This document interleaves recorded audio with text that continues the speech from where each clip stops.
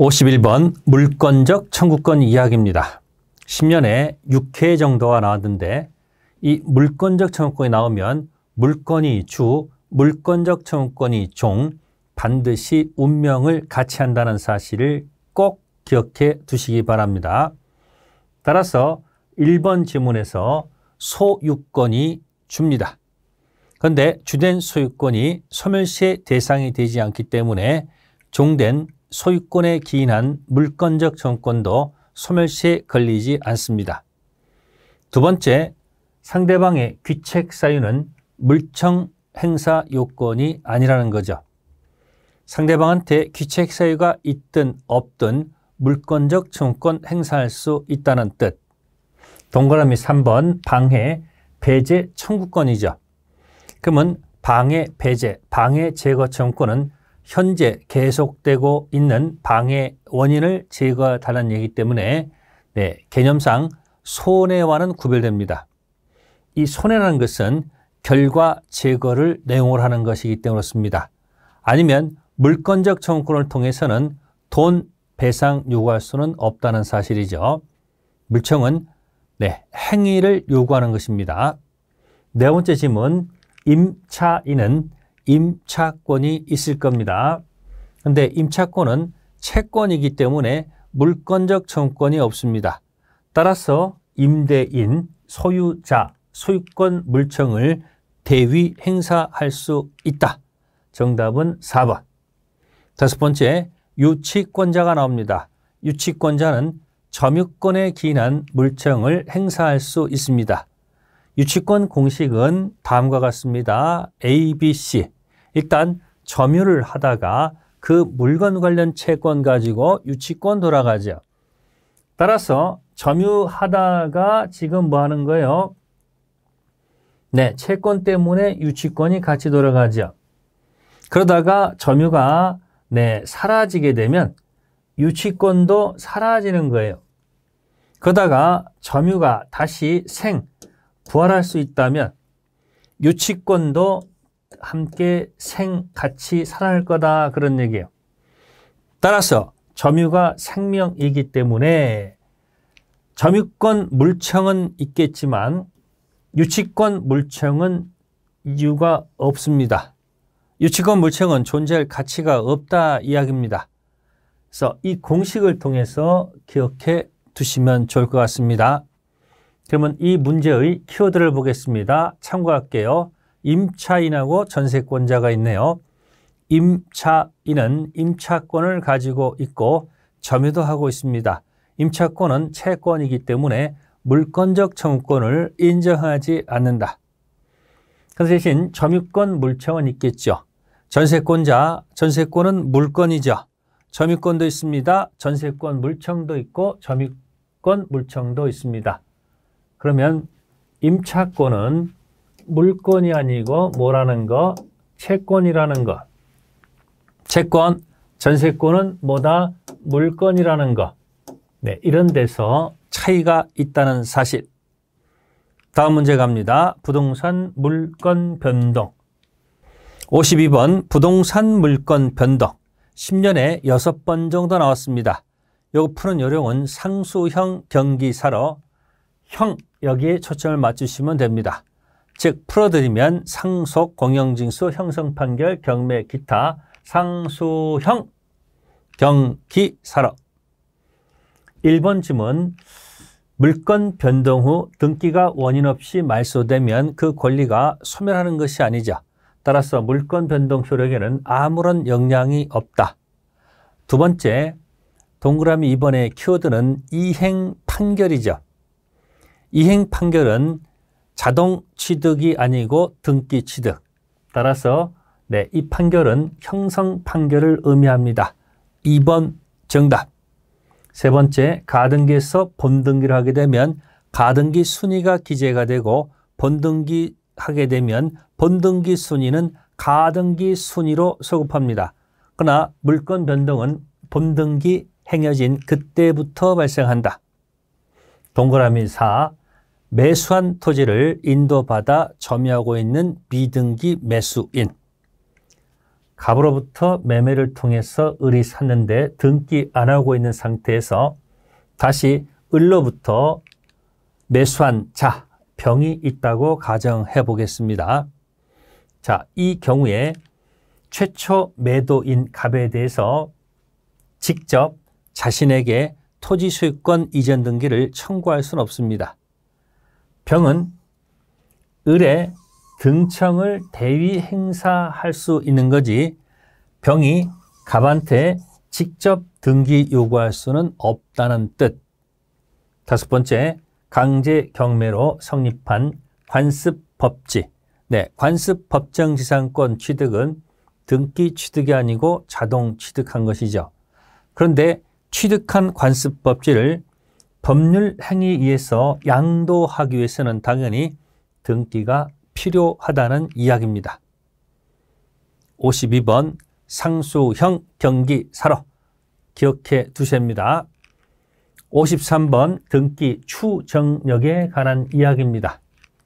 10년에 4회 정도가 나왔습니다.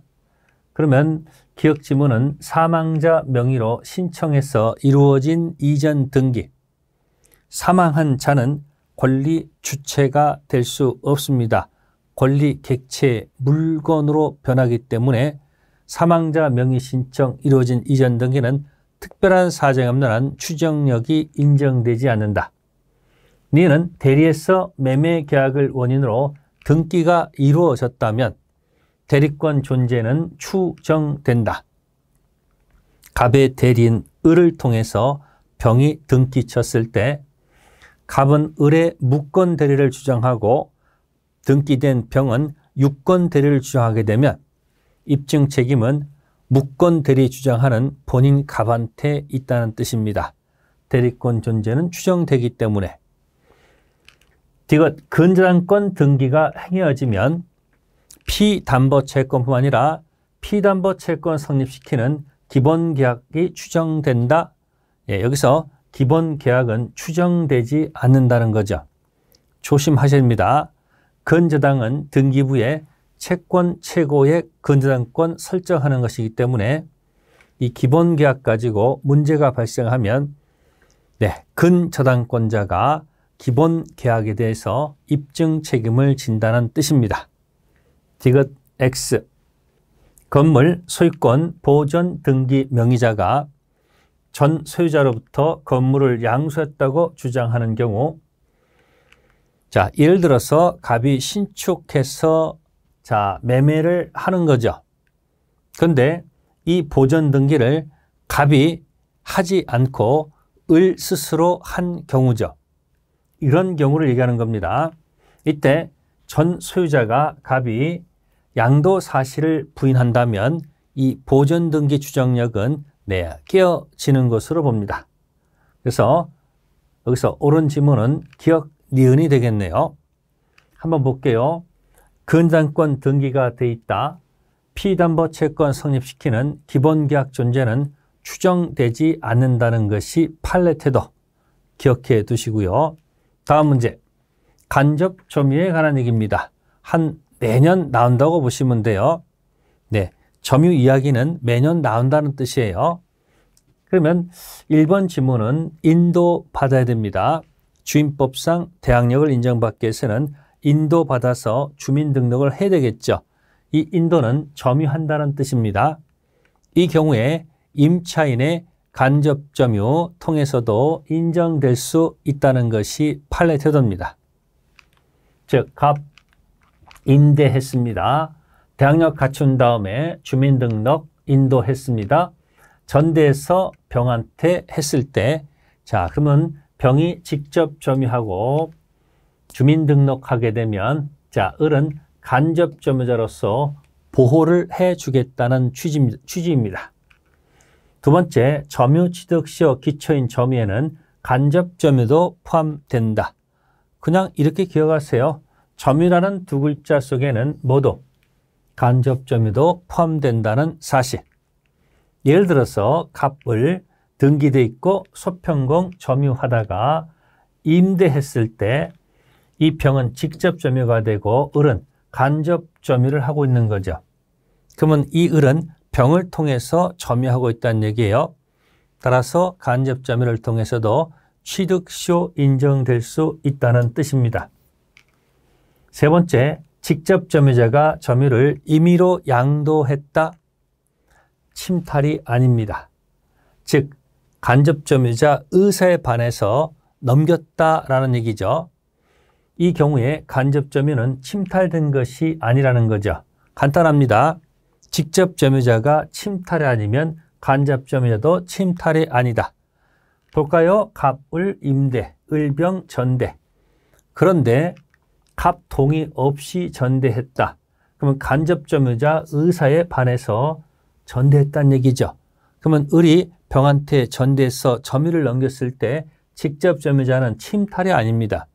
그러면 간접 점유자도 침탈이 아니라는 거죠. 네 번째 질문, 간접 점유자에게는 점유보호 청구권 인정되지 않는다, 인정됩니다. 예를 들어서 을이 침탈에 해당하면, 을이 뭐에 해당하면, 다시 을이 침탈에 해당하면 갑도 침탈에 해당합니다. 을이 점유권 물청 점보가 있으면 갑도 점보가 있다는 뜻입니다. 4번 기억하시고요. 다섯 번째, 점유 매개 관계를 발생시키는 법률 행위가 무효라 하더라도 간접 점유는 인정될 수 있습니다. 그 이유는 무효가 된다 하더라도 반환 청구는 인정되지 않겠습니까? 이해되셨습니까? 그러면 예를 들까요? 갑을 임대했습니다. 유효합니다. 그러면 직접 점유, 간접 점유. 그리고 자, 그다음에 무효일 때도 역시 마찬가지. 을은 직접 점유, 간접 점유. 차이가 뭐냐? 임대가 유효하면 계약이 끝나고 나서 반환 요구하고 계약이 무효가 되면 바로 반환 요구할 수 있죠. 유효든 무효든 반환 청구권이 인정되기 때문에 간접 점유 인정될 수 있다. 띄워볼까요? 간접 점유는 점유권이 있죠. 점유권이 있으면 점유권 기초로 하는 물권적 청구권도 있다면 이 점유권 물청을 같은 별명이 뭐냐면 점유보호 청구권, 점보라고 한다. 다음 문제, 점유 취득시효 문제입니다. 10년에 5번 정도 나왔는데요. 동그라미 1번, 악의 무단 점유가 보는 순간 자주 점유는 추정되지 않습니다. 깨집니다. 두 번째, 집합 건물에 공용 부분이 있습니다. 그러면 공용 부분이 나오면 전유 부분이 주가 되고 공용 부분이 종입니다. 이 두 가지는 반드시 운명을 함께 하도록 돼 있다. 즉 분리 처분 금지죠. 그렇단다면은 종된 공용 부분을 제3자가 독립해서 취득시효 할 수 있다는 얘기는 논리 모순입니다. 따라서 취득시효 대상이 되지 않는다는 거죠. 정답. 세 번째, 일필토지 일부 점유 취득시효 인정될 여지가 없다. 인정됩니다. 타인 토지를 점유할 때 측량해서 일필지 전부를 점유하는 것은 아닐 겁니다. 그냥 타인 토지 일필지 일부를 점유해서 점유 취득시효 인정되고요. 네 번째 것은 아직 등기하지 않는 시효 완성자, 등기하지 않고 있습니다. 그런데 완성 전 이미 설정된 가등기에서 시효 완성 후 본등기를 마친 자에 대해서는 취득시효를 주장할 수가 없습니다. 후회 없다. 다섯 번째, 부동산에 대한 압류 또는 가압류. 이 압류 또는 가압류는 등기자를 대상으로 하는 것이지 점유자를 대상으로 하는 것이 아니기 때문에 점유 취득시효 중단시키지 않는다는 거죠. 문제 띄우겠습니다. 여러분들은 주종 관계를 항상 기억하세요. 언제나 운명을 같이 한다면 종된 공용 부분을 제3자가 취득시효할 수는 없다. 그런 뜻입니다. 다음 문제, 등기 청구권. 56번 등기 청구권 이야기입니다. 한 두 번 정도가 나왔습니다. 1번 지문은 점유 취득서가 완성되면 점유자는 등기 청구권이 발생합니다. 갑의 토지, 을이 소평경 20년 점유하면 을은 등기부상 소유자한테 등기 청구권이 발생합니다. 이 등청은 통상 채권 양도 법리에 따라 양도될 수 있다. 여기서 어려운 말이 통상 채권 양도죠. 이 뜻은 시효 완성 당시 등기 명의자 동의받지 않고 양도할 수 있다. 맞는 지문입니다. 그러면 잠시 보충 설명드리면 다음과 같습니다. 두 가지를 기억하세요. 매매 계약에 기한 등기 청구권 양도. 갑과 을이 계약을 체결했는데 을이 갖고 있는 등기 청구권 양도하는 것. 갑의 토지에 관련돼서 을이 시효가 완성돼서 발생하는 등기 청구권 양도. 그러면 매매 계약 같은 경우는 갑과 을은 서로 인적 신뢰 관계가 있기 때문에 이 을이 등청을 양도할 때는 매도인 갑의 동의를 얻어서 양도해야 됩니다. 근데 취득시효 등청 양도는 이 갑하고 을하고는 아무 인적 신뢰 관계가 없기 때문에 결국은 시효 완성 당시 등기 명의자 동의 없이도 양도할 수 있다. 두 가지를 나눠서 기억하시면 됩니다. 두 번째, 매수인께서 인도받아 사용 수익한다는 것은 점유한다는 얘기죠. 현재 점유하고 있으면 등청은 소멸시에 걸리지 않는다는 것. 세 번째, 매수인이 갖고 있는 소유권 등청은 아직 소유자가 아니죠. 물권자가 아니기 때문에 물권적이 아니고 채권적 청구권. 네 번째 것은 가등기한 소유권 등청이 시효 완성으로 소멸했다. 이 등청이 시효 완성으로 소멸했다라는 얘기죠. 그렇다 한다면 그 부동산을 취득한 제3자, 제3자는 소유자죠. 그러면 소유하고 있는 말소 등청, 말소 등청은 소유자로서 들어가는 것이니까 채권적 청구권이 아니고 물권적 청구권. 다섯 번째, 등기 청구권, 등기 신청권 모두 같은 내용의 권리가 아닙니다. 등기 청구권은 사법상 권리, 등기 신청권은 공법상 권리이므로 동일한 내용 권리는 아니라는 거죠. 다음 문제 갑니다. 57번 부합에 관한 얘기. 10년간 한 3회 정도가 나왔습니다. 1번은 부동산과 부동산 간에도 부합이 인정될 수 있다. 두 번째, 부동산에 이게 주죠. 부합된 동산 가격이 부동산 가격을 초과한다 하더라도 동산 소유권은 부동산 소유자에게 귀속된다는 거죠. 부합으로 소유권 날라간 사람, 상실한 사람은 부당 이득 요건 충족된다면 보상 청구할 수 있다. 네 번째 겁니다. 자, 사용 대차 계약이라는 말이 나옵니다. 그러면 빌려준 사람이 사용대주고 빌려 쓰는 사람이 사용차주. 그러면 사용차주가 자신의 수목을 토지에 식재했다는 얘기죠. 그러면 그 수목 소유권자는 허락을 받아서 심은 거니까 심은 사람, 사용차주가 된다. 그림을 그려드리면 공짜로 빌려주는 게 사용대차, 갑의 명칭은 사용대주, 을은 사용차주. 을이 갑의 허락 맡아서 수목을 식재했다. 그러면 이 수목은 당연히 누구 거? 사용차주 거. 다섯 번째, 매도인에게 소유권이 유보된 시멘트. 예를 들면 갑 소유권이 유보된 시멘트를 매수인 을이 제3자 소유 건물 건축공사에 사용한 경우입니다. 이때 제3자가 매도인의 소유권 유보에 대한 악의, 알고 있었다는 얘기입니다. 알고 있었다는 얘기예요. 이때 특별한 사정이 없는 한 시멘트는 건물에 부합한다 해 맞겠죠. 생각해 보세요. 시멘트를 건물에서 어떻게 다시 분리해낼 수 있습니까? 이때 이 악인은 함정이죠.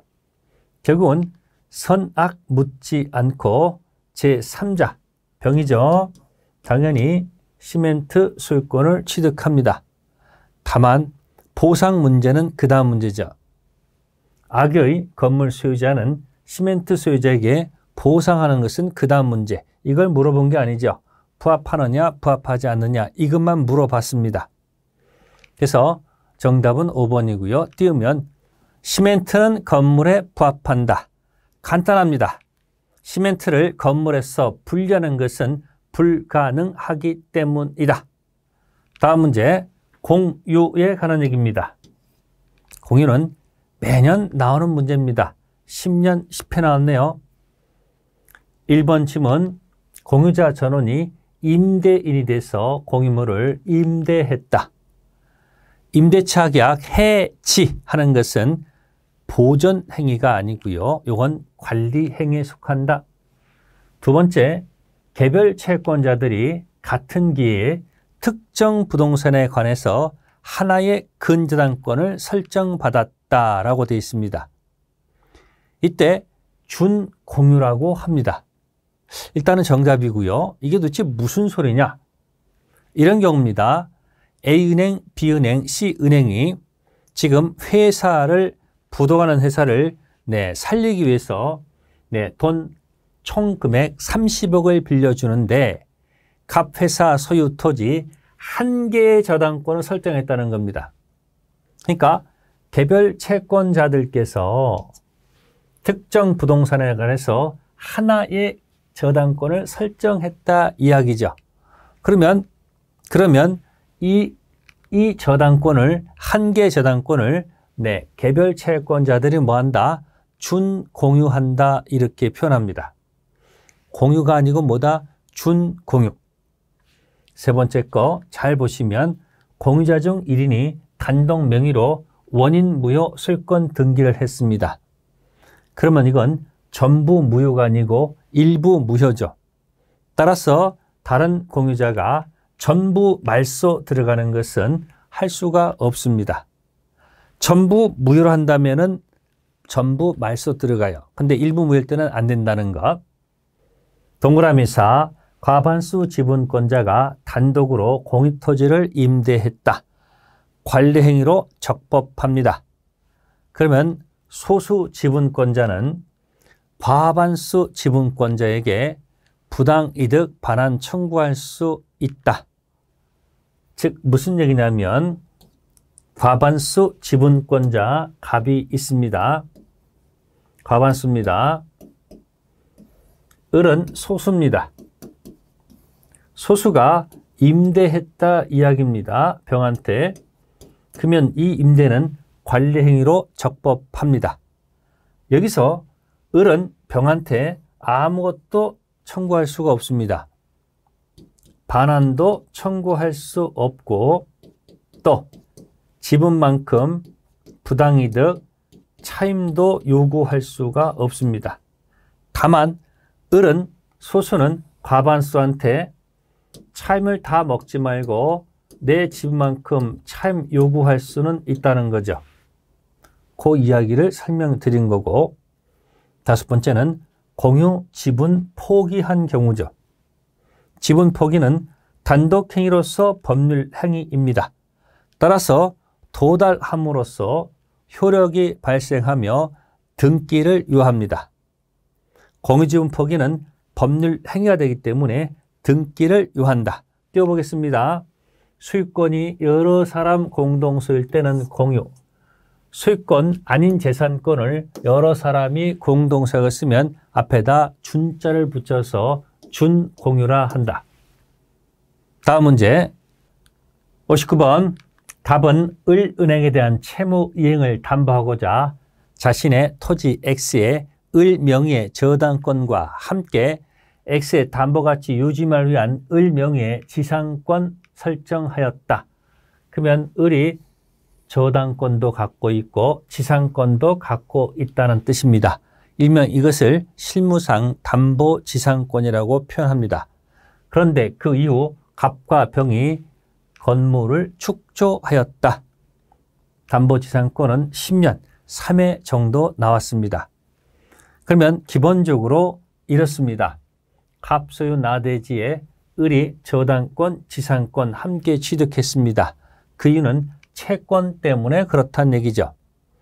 그러면 이때 이 지상권은 본래의 지상권, 사용 수익하는 것이 아니죠.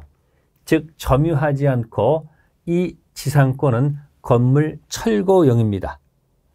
보통 우리가 일반적인 지상권은 들어와서 점유하면서 사용 수익하는 것이 목적입니다. 그럼 봅시다. 1번 질문. 을의 갑에 대한 채권, 이게 주죠. 주된 채권이 시효로 소멸했다. 그러면 당연히 을 명의의 지상권, 이건 당연히 종입니다. 채권이 주가 되면 이 저당권, 지상권은 종, 운명을 갖춰야 됩니다. 존속한다가 아니고 소멸한다. 을이 지상권 침해를 이유로 병에 대해서 와이 철거를 청구합니다. 이미 지상권이 설정됐는데 그 이후에 갑과 병이 건물을 축조했죠. 그러면 당연히 이 지상권 가지고 철거 청구할 수 있습니다. 이 경우에 병은 갑에 대한 채권을 이유로 을에게, 지상권자 을에게 대항할 수는 없습니다. 세 번째, 을은 병에게 사용 수익을 이유로, 병은 사용 수익권이 없습니다. 점유하지 않기 때문에 병한테 사용 수익을 목적으로 부당 이득 반환 청구할 수는 없다.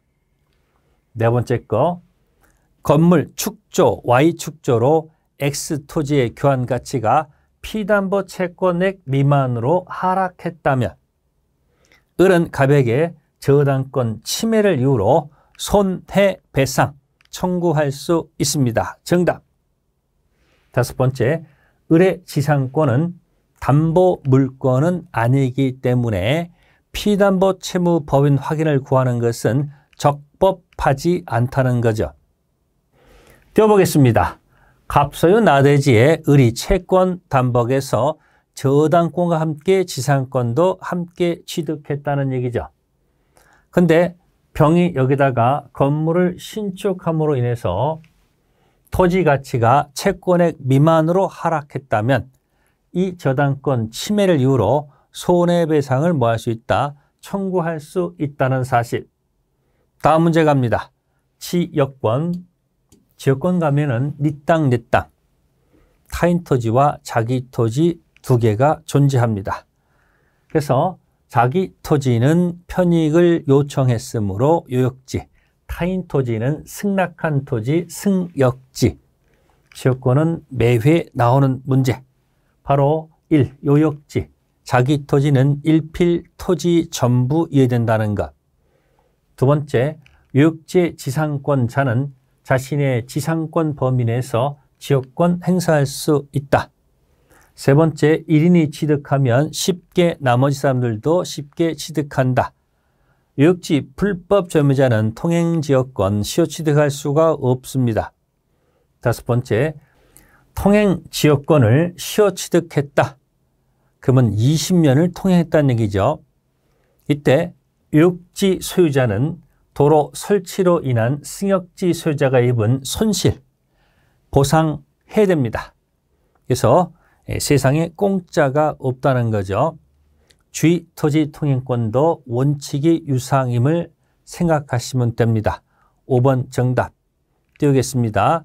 통행지역권 시효취득은 무상이 아니고 뭐다? 유상. 다음 문제.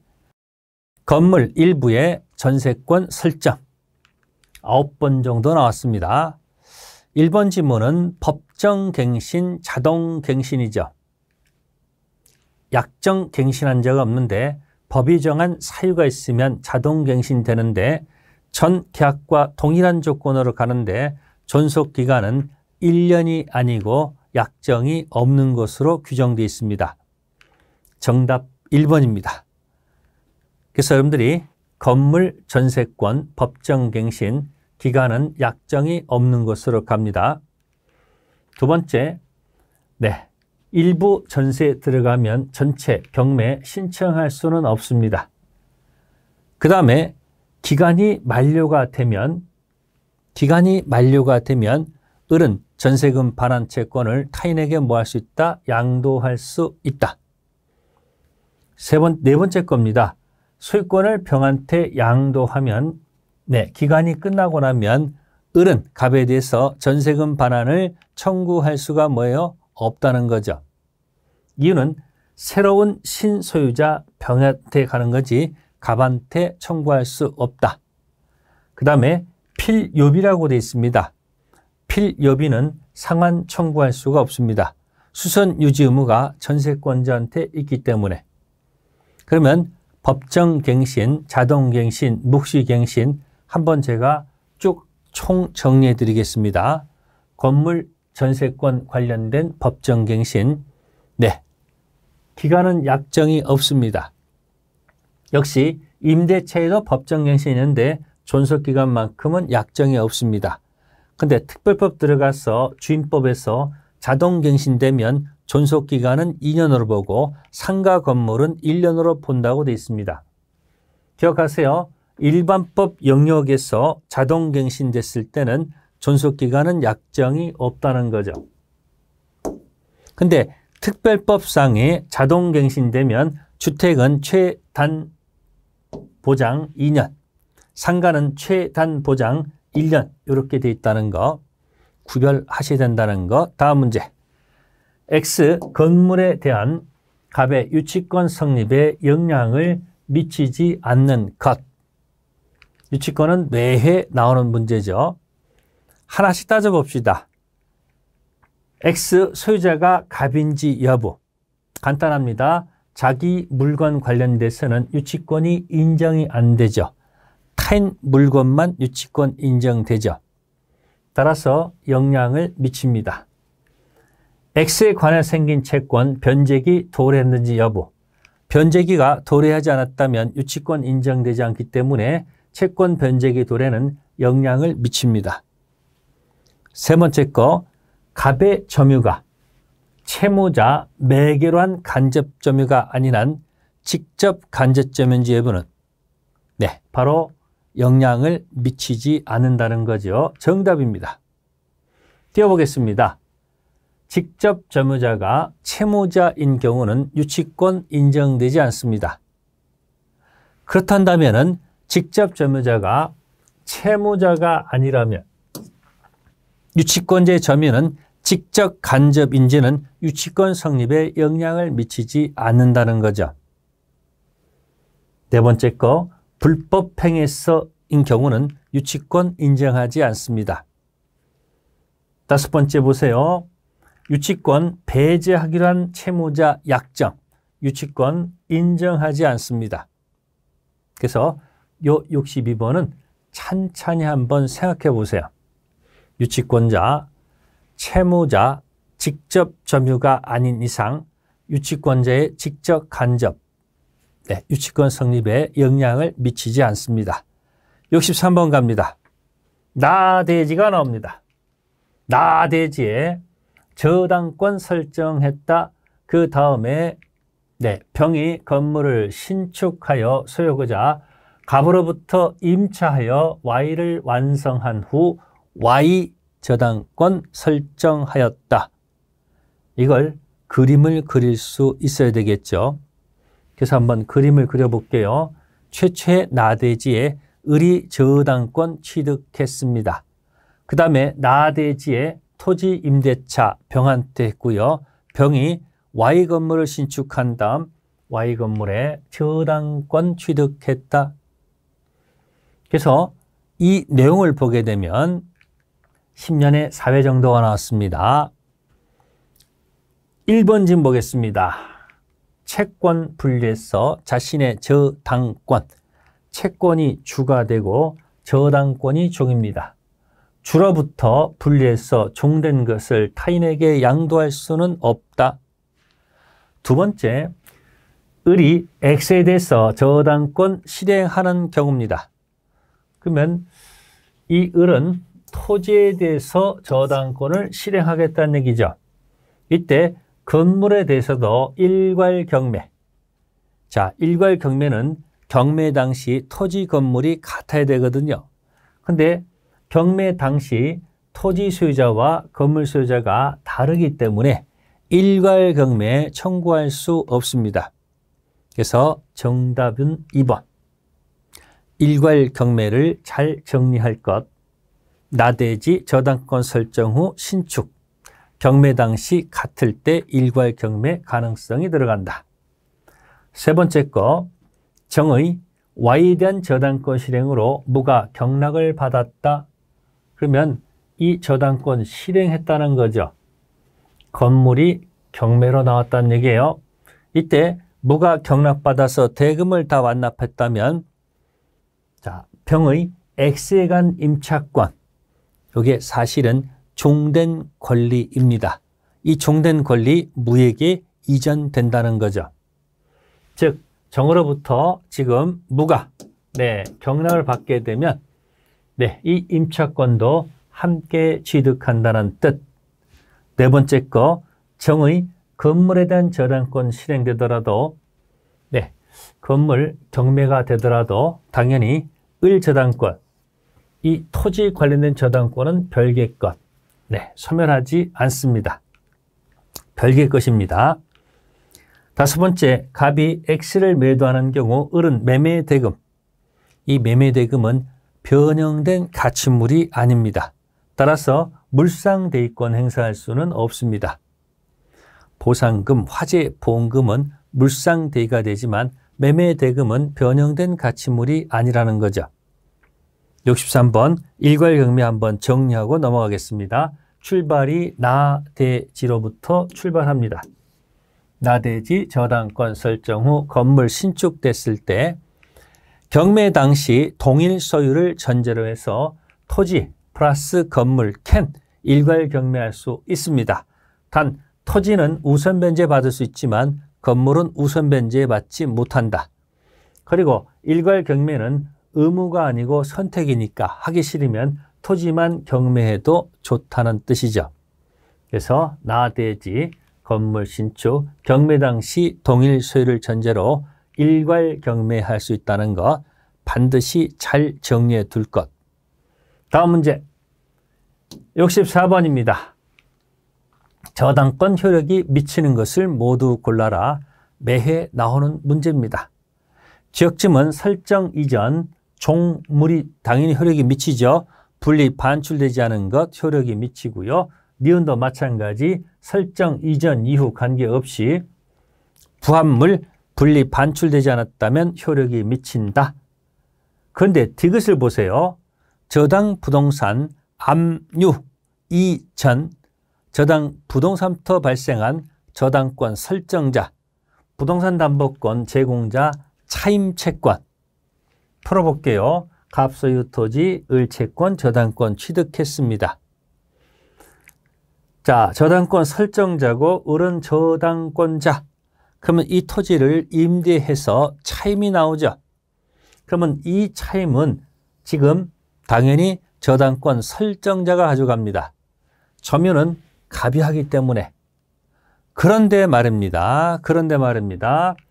저당권자가 저당권 실행을 위해서 이 갑소유 토지를 압류를 걸게